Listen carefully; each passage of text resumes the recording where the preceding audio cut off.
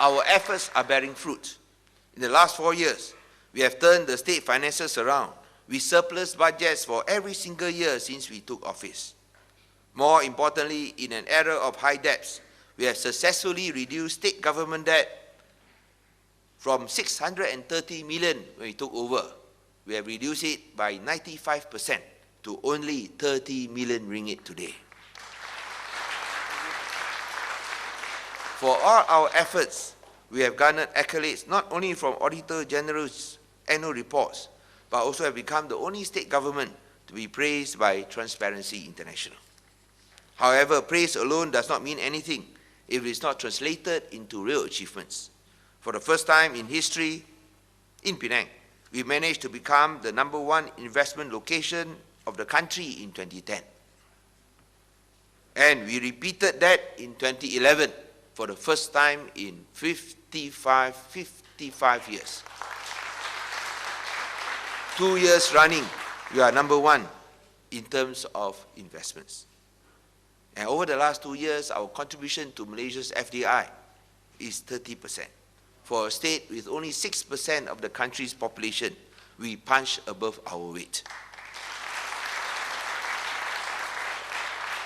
We are also pleased that Georgetown is now the most livable city in Malaysia.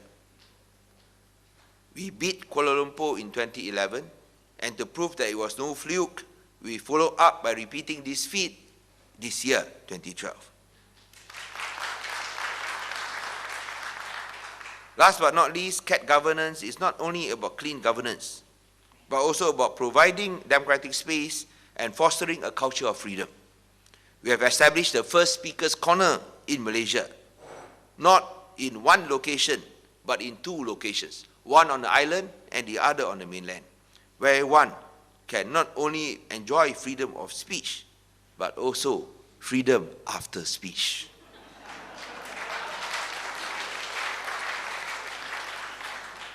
More importantly, we also believe that it is incumbent upon the state to provide economic facilities and social opportunities for the people. As such, we embark on a string of people-centric social welfare programs that have seen Penang become the first state in Malaysia to eradicate hardcore poverty. And we are well on our way to wipe out poverty completely by 2015. In addition, we also go to great lengths to ensure that the downtrodden are taken care by giving cash aid to senior citizens, single mothers, the disabled, school children, newborn babies, subsidized dialysis treatments, and even free bus services in the inner city areas and across the Penang Bridge. This is all part of our commitment to ensure that our people enjoy freedom from want.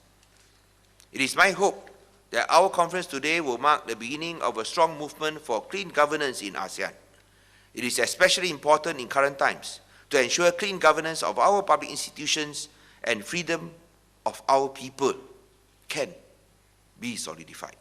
To do this, we must be aware of the collective aspirations of our people.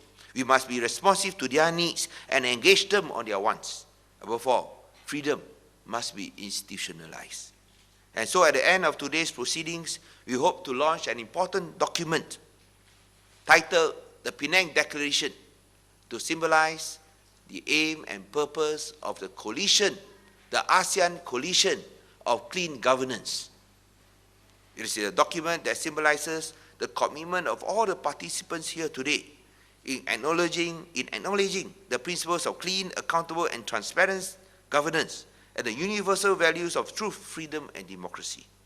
It also recognizes the need for clean governance and the rule of law in order to attain social economic development and progress, as well as the need to build public institutions. The Penang Declaration will reaffirm the 5 principles of good governance, as described by the UNDP, as well as to encourage the implementation of public declaration of assets by leaders, open competitive tenders, and the disclosure of government contracts. Perhaps significantly, the document will also call for an important element of the anti-corruption process, which is the need for whistleblower protection. In addition, our coalition will also bear no tolerance for corruption and abuse of power by insisting that powers of prosecution in corruption cases must be independent, wielded, and not subject to ministerial oversight. Finally, the Penang Declaration is a pledge to embrace cultural and social transformation in governance and integrity to engender inclusive, equitable, and participatory social, political, economic development for the people in ASEAN. Ladies and gentlemen, the Penang Institute would like to thank everyone for attending the day's proceedings, especially our distinguished speakers who have come from far. We have guests from Thailand, Indonesia, Singapore, Philippines, and Laos. It's indeed a proud day for Penang and the Penang Institute. This idea was suggested by me when I met the former Prime Minister of Thailand when I visited him in Bangkok in the Thai Parliament. And I'm very pleased and grateful that the former Prime Minister, His Excellency Abhisit, immediately accepted my proposal and graciously accepted my invitation to come and speak at this conference, the inaugural coalition, the ASEAN Coalition of Clean Governance. And we are honored to listen to him give the keynote address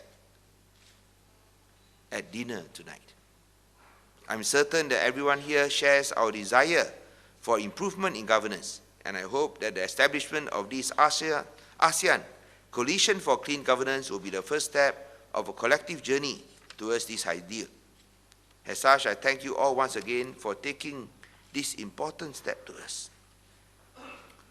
And in this respect, whilst public oversight is important, as I mentioned earlier, in extraordinary times, sometimes we do not need to do extraordinary things, but just to go back to basic.